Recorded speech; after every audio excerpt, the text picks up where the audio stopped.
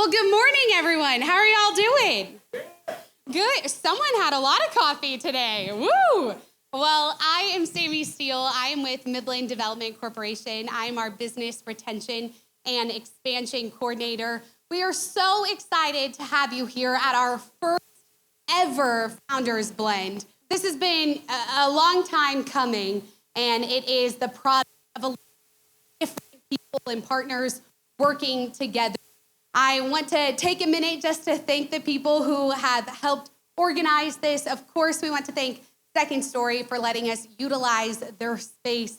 We are also working hand in hand with UT Permian Basin, with Midland College Business and Economic Development Center, BAM Entrepreneurial Center. Is there anybody else that I'm forgetting here? We are just very, very grateful to get something like this underway. Now, you're probably wondering, okay, what is Founders Blend?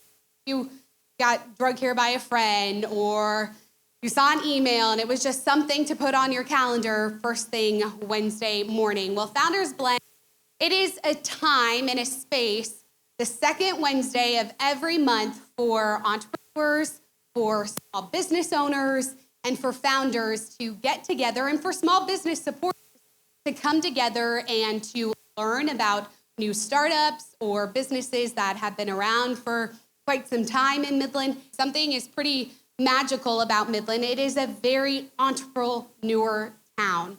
And we have a lot to learn from our entrepreneurs, and we just gotta tap into them. So utilize this time to ask questions, and you're gonna hear from two businesses this morning, and at every meeting from here on out, the second Wednesday of every month, you'll hear from two businesses, and they will share their story, their pitch. They will present their story, and then after that, it's a Q&A, and utilize this time to really ask questions. If you're a business owner, if you are a small business supporter, what do you want to learn? Take away something from this hour that can help you grow your business or help you support other small businesses here in Midland. And then also, it's just a good way to keep in the loop on what is happening in your community. So today, we're going to hear from Midland Athletic Company and Magrym Consulting. Again, I just want to thank our community partners who have helped make this possible. Also, our coffee sponsor this morning is FC Coffee, and they donated this. Also, the hats. We will be doing a drawing for a Founders Blend hat, so drop your business card in there, and those hats were donated to us by Rig ID. So again, this is all of these small businesses in Midland coming together to make this possible. And we are just really appreciative that you guys are spending your Wednesday morning. Okay, well, without further ado, I'm going to introduce our entrepreneurs behind Midland Athletic Company. The floor is yours. Welcome, Founders Blend. We all been initiated into this super secret club, right? But no, welcome. Thank y'all for coming out and hanging out. I was just talking with, remind me your name? Patrick over here. You know, it's really cool to come in and, you know, and see all these people that are reaching and just serving. And we're talking about, you know, we wouldn't go to a gym with people that, you know, where we're the fittest one in the gym. We're going to go to gyms where, like, people look better than me, they're working harder than me, they're fitter than me. And I think that's why we're all here. I think we're all trying to do that. We're going to try to come here, innovative ideas, and really cool stuff from people in our community, and challenge our thinking, challenge our work ethic, challenge us.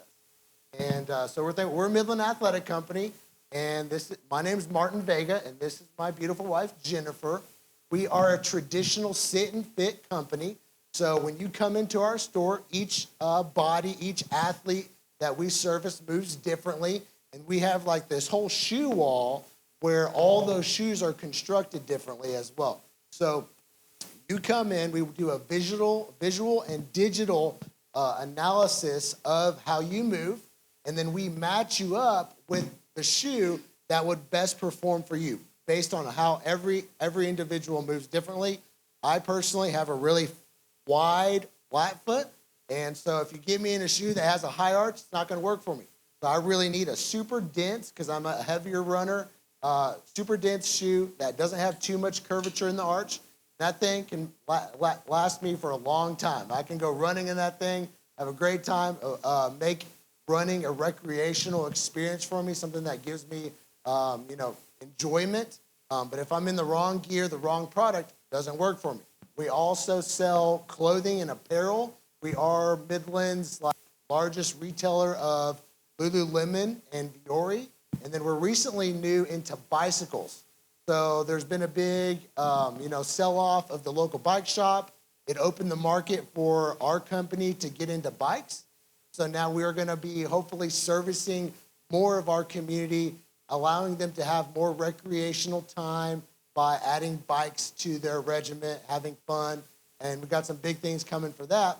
But that's the core of our business. We have people coming in, and we service them with those type of needs. We all start somewhere, and so we like to tell a little bit about how we got started. We have been in business for 7 years, and a lot can change in 7 years. We started with basically nothing, like a couple of brands that took a chance on some young entrepreneurs. Martin's always been an entrepreneur. He wanted to try something, to take a risk on something, and his entrepreneur brain and that creativity really sparked something that has made big waves here in Midland. And so you always need that creative brain. I have a background in education. So then as partners, we really complement each other because I have that administrative side.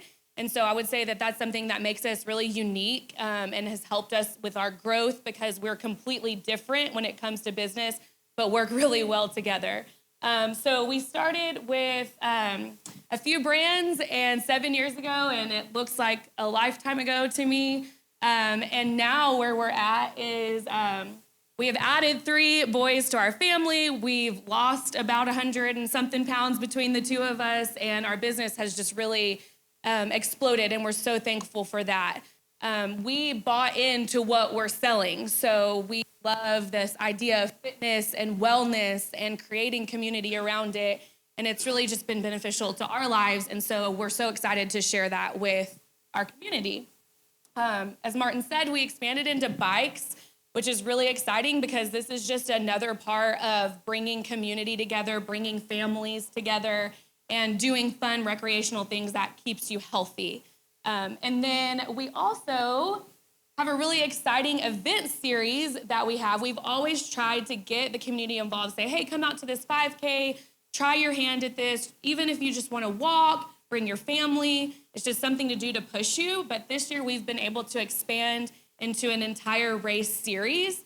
And these races and events are complete with like post-race food and live music and really just creating that atmosphere that we're looking to show that, hey, fitness can be fun, wellness can be fun, and that there is a lot to do here in Midland on the weekends. So we want to show you what it looks like to come to one of our events.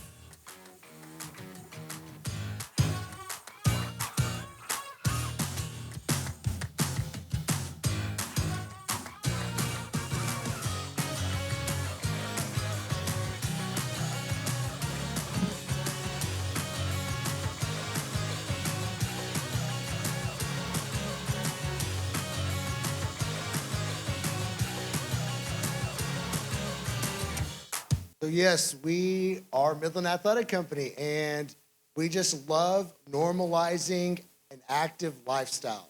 The work that has to be done, if I don't maintain this body that I live in, then I'm going to have a lot of health crisis down at the end of my life. And so we love to just really bring it full circle, make it fun, make it not necessarily a chore, but make it a fun activity, make it recreational, that people get to just normalize it with their family. They come out as a family, compete as a family. This weekend, we have our Texas Warrior Mud Out. It's out at Rock the Desert. It's a 27-obstacle 5K trail race, 27 obstacles, 5K distance, super fun. We invite teams, businesses, families to come out and make it a team-building exercise. Come out, conquer that. And then we also, this year, have a new kids division. It's 7 obstacles, and it's a much shortened course for kids 14 and under. And already have like 100 kids signed up for that one. So again, we love, when people get to use products, get to make memories together, get to have fun together. That's what brings our that's what wakes us up in the morning. I think we're all asking that question. That's what gets me out of bed in the morning is the opportunity to create these, life-changing events, life-changing experiences, matching up someone, with the right product that's going to help them work harder. The city of Midland and the whole Permian, we're all driven by work. Work ethic is, not lacking around here. The people around here have an amazing work ethic. And hopefully my products in the shoe category can help them work harder, whatever their work may be. And then hopefully our events help them make Midland feel more like a community and home. So we thank y'all for inviting us. Thank you, guys. Thank you. Well, we're going to keep you guys up here for a little bit. And I didn't mention this before, but if you are watching us on Facebook Live, feel free to drop a question because now is the bread and butter of Founders Blend, which is asking questions and learning from other like-minded entrepreneurs. So I'm going to kick it off. I mean, you talked about Midland's work ethic. We're familiar with what's needed to get the job done. However, what would you say is the challenge of doing business in Midland that you guys have faced as business owners? I mean, I think it's pretty obvious, that there's a lot of competition, so we're doing what we do and we're doing it well and we're doing it at our best, but it may not be as interesting as another job here because there's lots of job opportunities here. Or, as a small business, we may not be able to pay the rates that other companies can pay that are in town as well. So just for a great example, we've had awesome team members that loved, what we were doing. But when we were in our younger phases of business, we weren't able to offer certain, amenities like retirement or health insurance or things like that as a small business. And so they had to make that decision for their family to find, a job that had those things. As we've grown and things like that, you can offer more and you can be more competitive with the pay. But, we've been in business for 7 years. And so at the beginning, that was not the case. And I mean, those 7 years, a lot of people watching this, they're going to be startups or they will own a franchise or they just have an idea. And Midland Athletic Company started as an idea. How do you get it to fruition? How do you get a storefront? How do you get things rolling? What would you say was the big, what led to that? I think taking that risk, taking that chance on you and, deciding, that you're gonna give it a shot. That's what it boils down to. You have to decide in your mind that you're gonna do this. You're gonna give it your you believe in yourself that much, and that it's gonna work. You're gonna use contacts. You're gonna use creative ways to solve problems for people. You're gonna innovate the category. We don't necessarily have product that's exclusive. I'm sure you can buy all of our stuff online. But what we do have is something that is exclusive to us, is a friendly face, a listening ear, someone that comes in. We're gonna hear your story, what's going on for 15 minutes before we recommend any kind of product. You can only do what you can only do, right? I can't go make a really cool $7 million app that solves all your problems. I can't do that today. But what I can do is I can out-service the rest of my competition. I can outperform them in the things that I can. Out-service the rest of your competition. That is a really good philosophy, and that'll get you somewhere in Midland.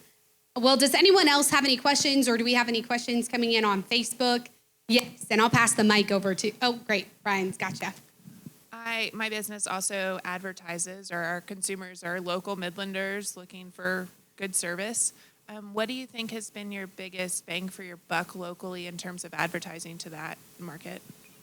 Yeah, that's a great question. And I think one that we're all wondering is how to get your advertising money to work for you. We did not advertise other than basically word of mouth and like me attempting to post on Facebook, among other things, for years. It really was kind of what Martin just said, is like creating that rapport, So once people found out that we are who we say we are, that we deliver what we say we deliver, the proof was there. So really, like, word of mouth was our bread and butter for the first 6 years.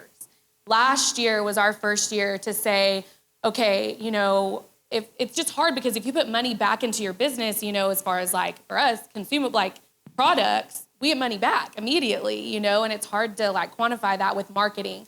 Last year, we did put money in our marketing funnels, and we were able to see that probably just social media is one of the easiest ways to get local people. You can target ads. Literally everyone is on their phone 24/7. Like, y'all are not on your phones right now, which is amazing, but most people are. I mean, we all are on their phones 24/7. So we've tried all of the ways, and sometimes we dabble in other ways. We've had billboards and we've sent out mailers and things, but I mean, I think for the most part, especially if you're looking to kind of budget, it would be social. And then something else you guys touched on, I had met with you a few months ago, but the texting advertisement, that's something that's new. But I'm noticing a theme here, constantly innovating and trying things out, throwing and seeing what sticks. Well, does anyone else have any other questions? It's a pair of socks. Oh, look at that. Well, if that isn't incentive enough to ask a question here, I don't know what is. Any other questions? So you guys have had to move locations, and as we're kind of working on expansion and that kind of stuff, that's something that kind of makes me a little bit nervous is, are people going to know where to find us? Or, how do you do that successfully? What were some challenges you faced with trying to go to a new location, and then how did you guys overcome, people going to the old location and all those idiosyncrasies with that kind of stuff? I would definitely say it is a challenge. But if your new location is better, it's worth it. So ours is definitely better.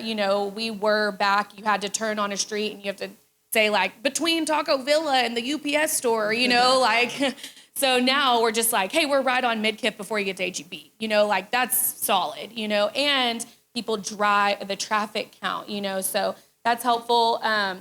Google is a beast. And so like we still have some listings out there that send people to our old store.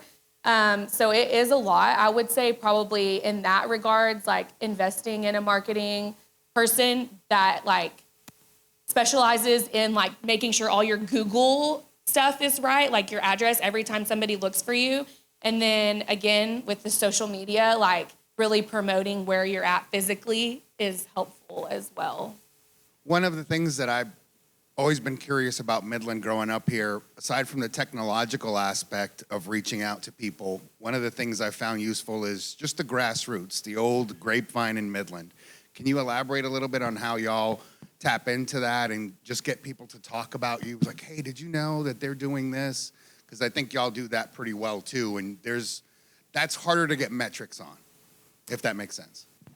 Yeah, so I grew up here in town, so I am a product of this environment. And so one thing that is very true about our area is that, of course, we're super, conservative, but we're very wholesome in what we, teach, educate into our kids. We're very wholesome in that stance. So the way that I, am able to service my community best is I understand how they themselves think. So if I know how they think, then I know what, kind of message I should bring. The way that our, old Midland, Grapevine Midland, whatever you want to describe that, is that they're very wholesome in their offering. They're very faith-based community. And so if you are like going against any of those things, which I don't know why you would do that, because that creates a better community. Both of those things, it's not going to be received well, because we have a very faith-based loving community. I mean, I have story after story of whenever my dad came to Midland with just a suitcase, we had nothing. That there was so many places that my family just got service from. churches, nonprofit organizations that just loved my family and said, no, you guys are welcome here. This is a place where we want you to be. And I believe that, I believe that because of what they did to back up that statement. I believe that. And, I think that comes through on how I was then educated on how to love people. And that's what it comes down to is, this is, we're here to service this community, serve this place. Midland has, a trash problem. If we were to have someone that just came out here and started cleaning up all of Midland, I would buy only my trash bags from that person. If he started selling trash, I'd be like, I like this guy. He is servicing me. He's making my environment more appealing to me. So I'm going to buy all my trash bags from this guy, and he is out servicing the competition. Whoever else is providing trash services out there, this guy's doing a better job. He's going to get my business. He's going to get my he's going to get my commitment. And that is how you reach those people. So, and like what Martin was saying, then we give back, because Martin is a product of this environment. I'm not from here, but I love it. And it's because he loves it, because he was poured into, and he's a product of the public school system. And then, other people that poured into him. And so then he wants to give back. So at our company, and I feel like most companies here, we have a way that we give back. All of our events donate to local nonprofits. So last year we were able to raise over $200,000 to give back monetarily, and then that's not including the things that we've already discussed as far as what we do to make the community better, but we also give back financially as well. So you guys are kind of rare in the aspect. I mean, Martin, you're from here. Jennifer, you're married to someone from here. But we have a lot of small businesses in Midland, a lot of entrepreneurs who aren't from here. They're transplants, and they're learning the ecosystem that is doing business in Midland. How would you express to those transplants what's the best way to get their message about their business out there? And you've touched on it a little bit with service. Anything else? I know that it's a question that's kind of come up a lot in our conversations, and I know it's to make Midland better, of course, but, don't talk bad about where you're trying to have business. I know that it's not beautiful here. I know that, there are lots of things that are lacking here, but I just hear complaints a lot, and if you are new here, I would really encourage you to find the best in it and to embrace it. And like Martin said, it's really not hard to figure out the heartbeat here. We work hard, we love the Lord, we love country. Like, it's not that hard, and so just to get on board and to make the connections, to be friendly, to humble yourself, that there are a lot of people here that are smarter than you and have more money than you, and learn from them, so utilize this environment that you're put in. Yeah, that was very well said. Anybody else have any other questions here? And we'll make this our last question. Yes. One last question. My name is Patrick Rodriguez. As starting up a new company, we talked about staring down the wolf. What would you say your biggest wolf? I think probably just ourselves. I mean, honestly, like the community is willing. People know that this is a place to work and stuff, but you have to look at yourself and say, like, I got outside of the traditional way of making money. I got outside of security and somebody else paying my bills.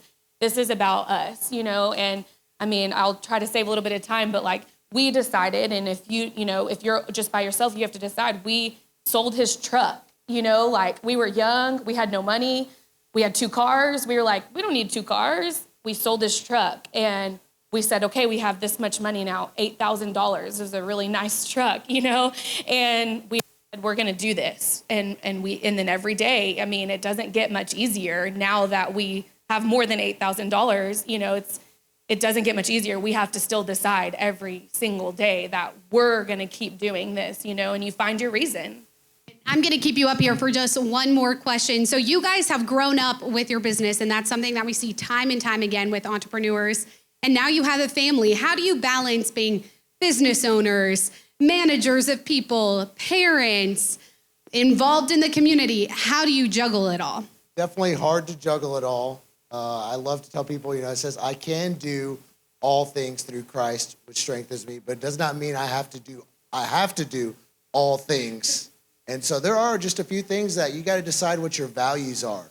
And I like to think of values as peaks, like big peaks, and we have all this other stuff that holds up those big peaks, at the base of the mountain. But I'm looking to focus on at the very top, because those are what are going to return to me the greatest value. And so I'm only going to have my kids at a young age for a short amount of time. I'm only going to have these 30-something years with my wife for a short amount of time. And all of that has a timestamp on it. So I need to be intentional with all of those things that are going to be with me at the end of my lifetime, things that I'm going to value at the end of my lifetime.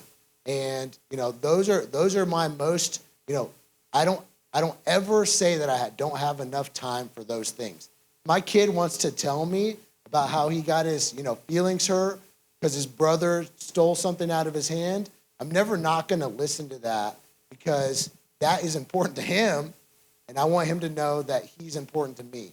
So I'm always going to make that time. Same thing with employees and partners, is you got to hear all the stuff that they're telling you.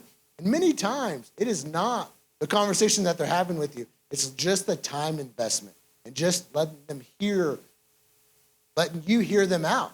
They want to know that you know what's inside of their mind. And then that is where relationship gets built, and that's where trust gets built. And ultimately, that whenever the hard decisions come up, they're going to remember those things. And then that's when they're going to back you up. That's whenever they're going to go to work for you. Your employees is whenever they know that they can trust you, whenever they know that you love them, not because of what they provide, but because of just who they are.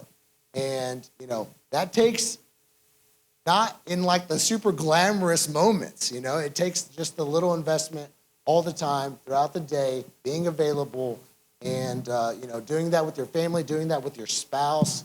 All this stuff will fade away, but, your relationships, the closest ones you're going to have, those are things that you want to take with you for a really long time. It is so much more, to me,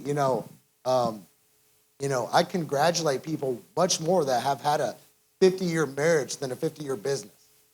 I know which one's harder to maintain. I know which one's harder to service.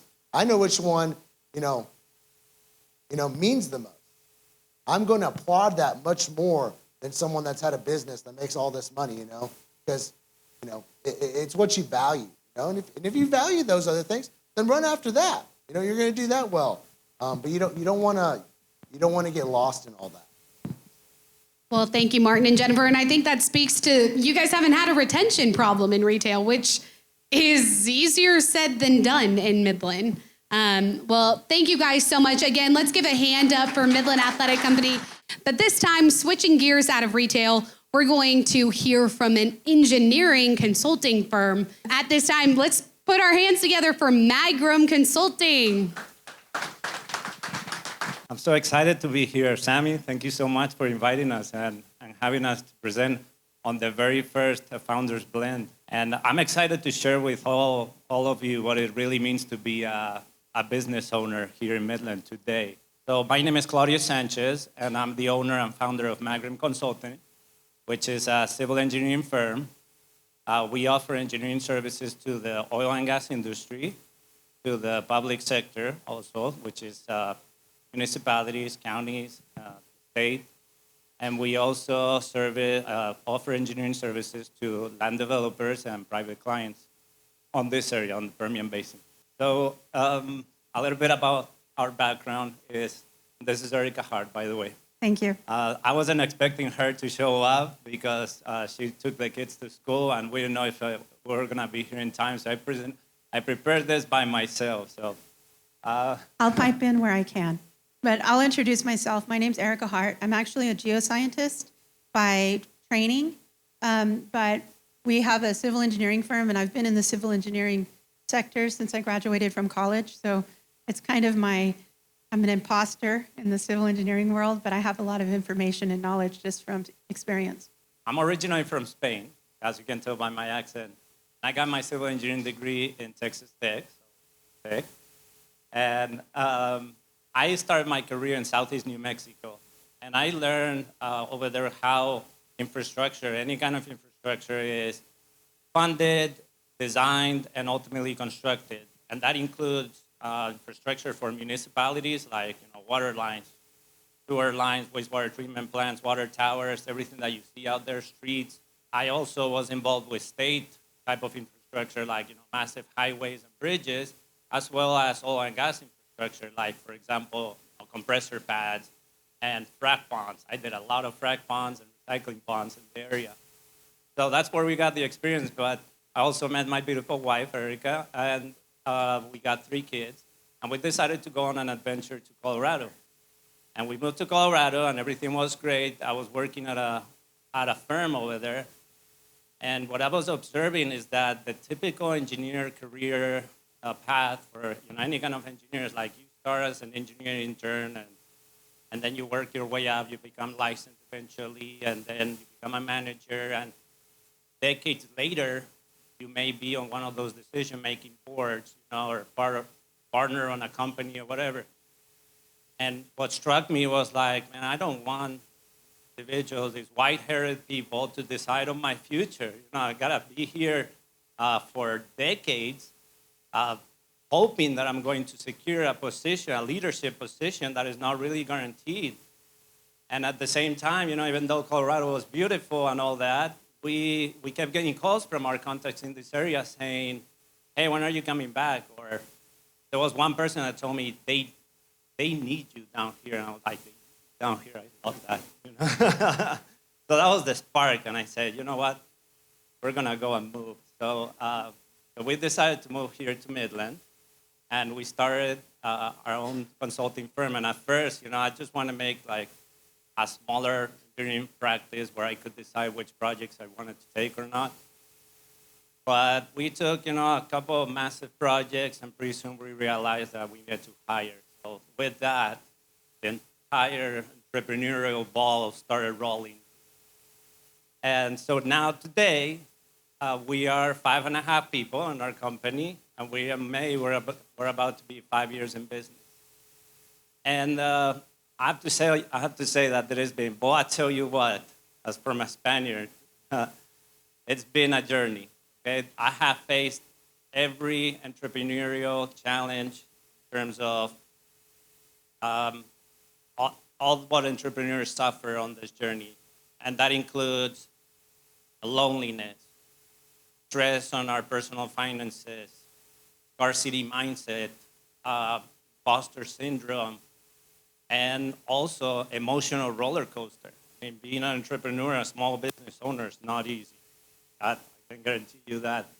And today, what we're facing as an organization, the challenges that we're facing is the fact that what we started as a small engineering practice that now just basically depends on my presence for that practice to continue to function on a daily basis.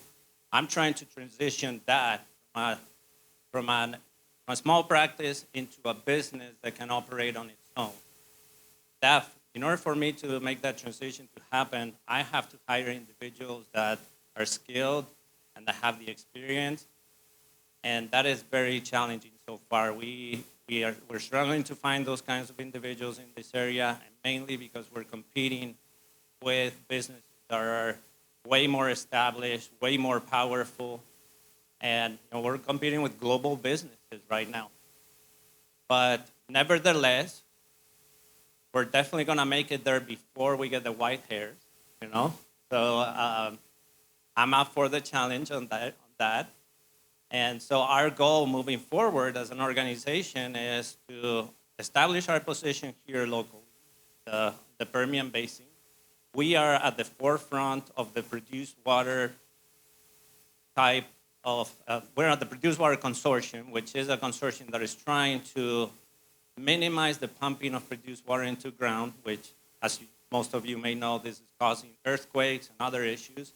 And we're trying to change regulation to be able to use that water into crops and discharge it into streams. So we're at the forefront trying to change that regulation and see if we can help with the permitting and all that process. At the same time, we're also providing every engineering service that is associated with building highways in this area. As you may know, we have federal highways coming into this area, one from Lubbock one from San Angelo, and it's super exciting. And we're gonna have to buy a lot of land, change a lot of things. There's well paths being built every day, and we have to navigate through all the site development that is happening in the area.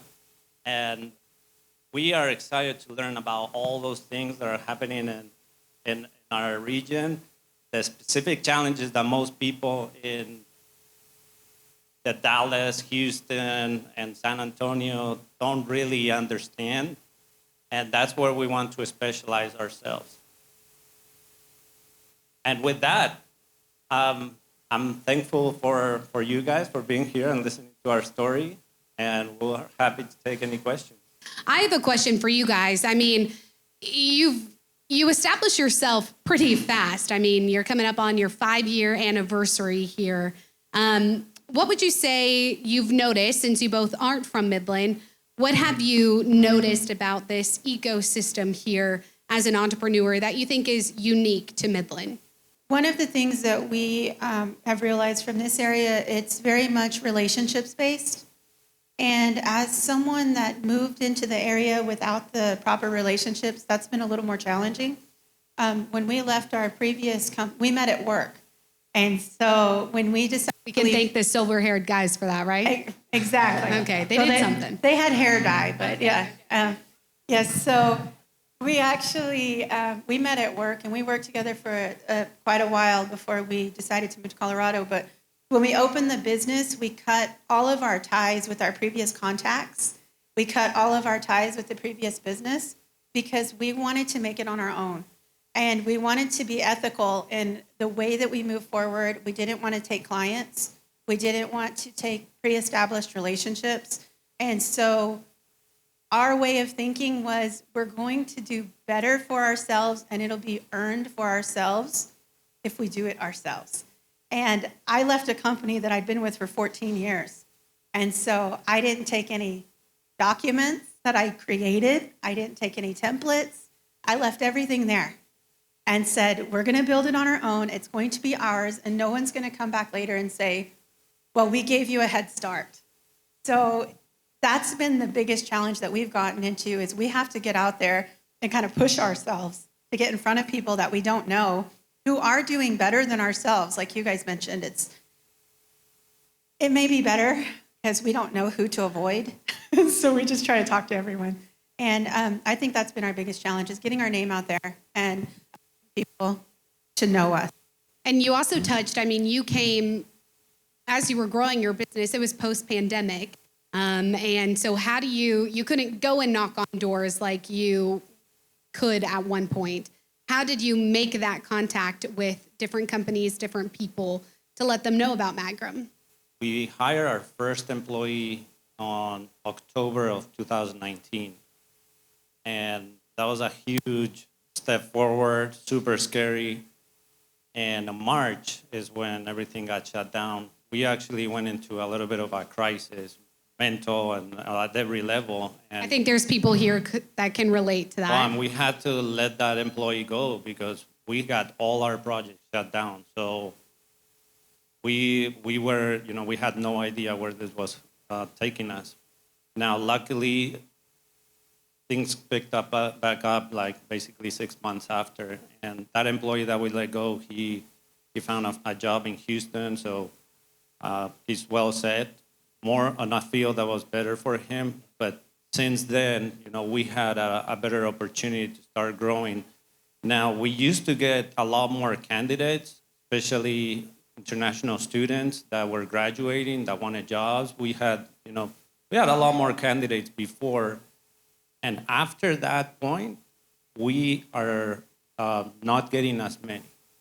People are not going into the programs as much, or these companies are already recruiting these individuals already at school.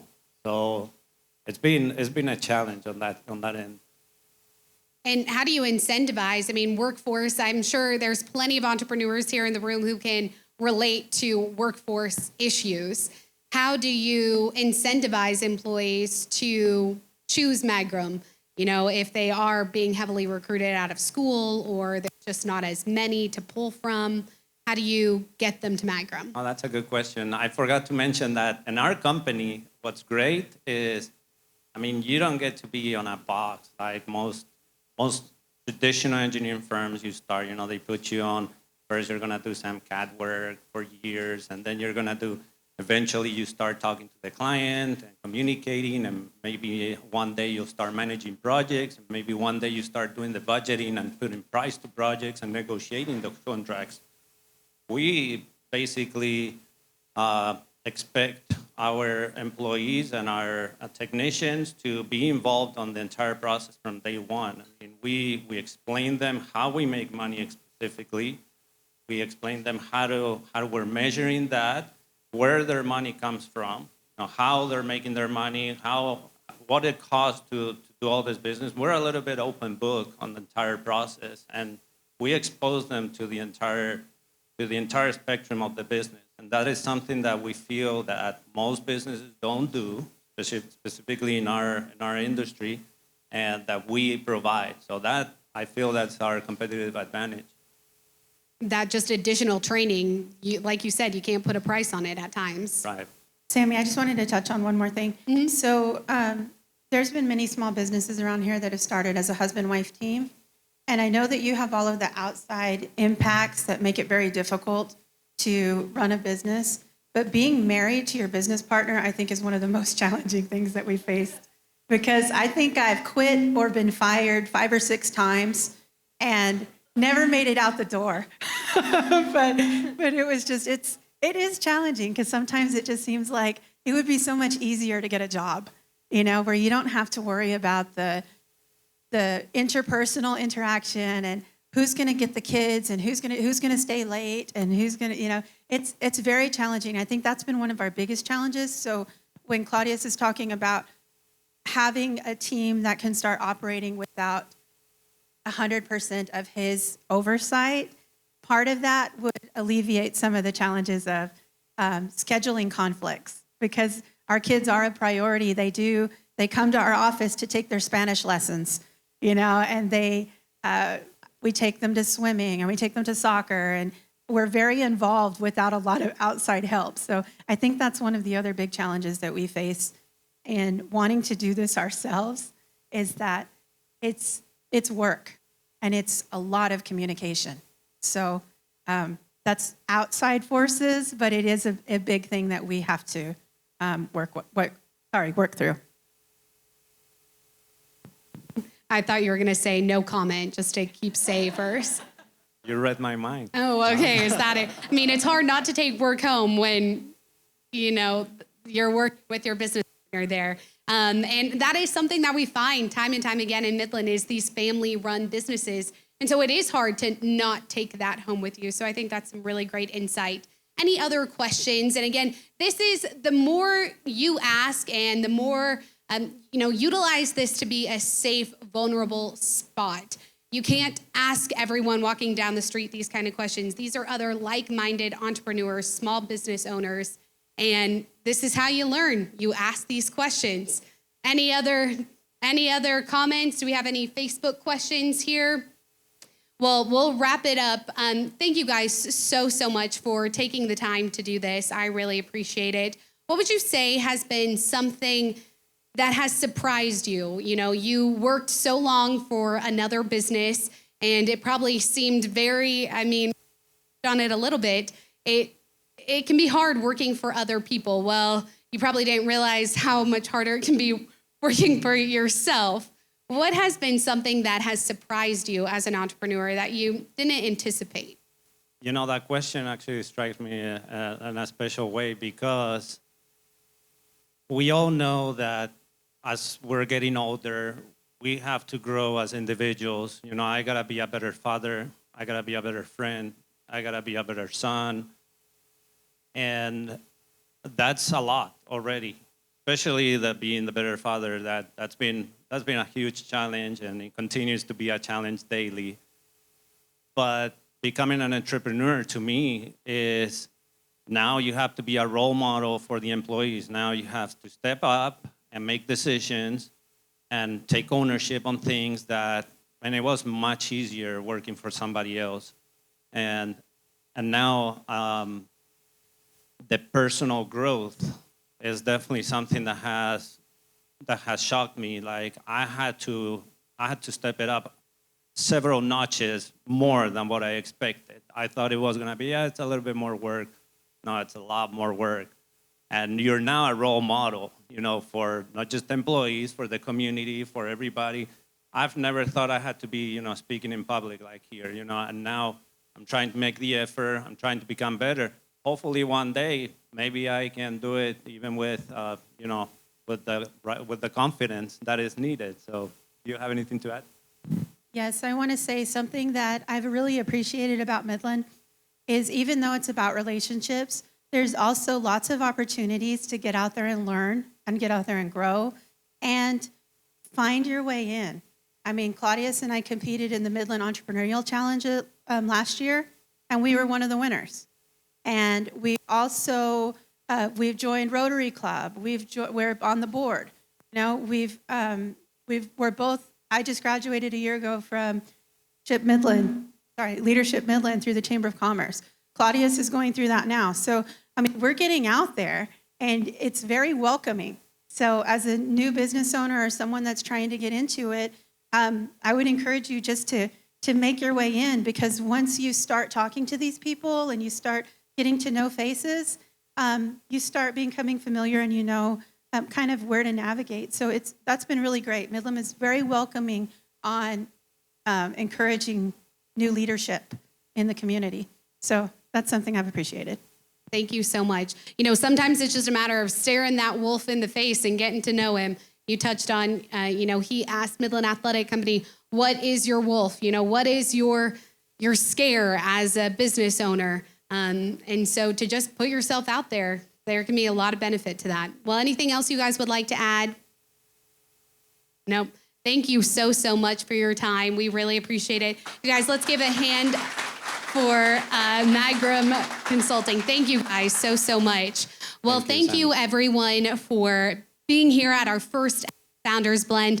If you are a small business or you're an entrepreneur or you have an idea and you would like to share your business, we are hoping to line up our presenters for next month. We will have a meeting on the second Wednesday of May. I think that's May 14th.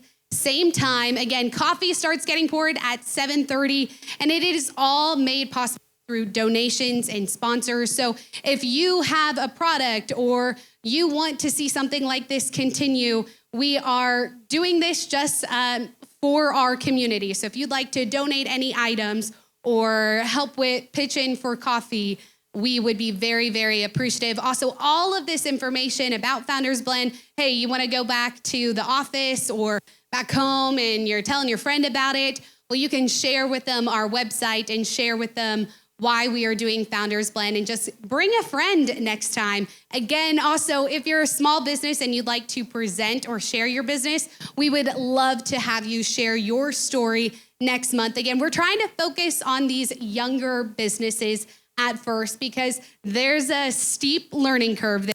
So if you're a business less than 5 years old, we would love to have you present. And then from there, we can grow and bring in our veteran entrepreneurs, because to learn. If they're a good entrepreneur, they still have an opportunity to learn, and we'll capitalize on that. Thank you again.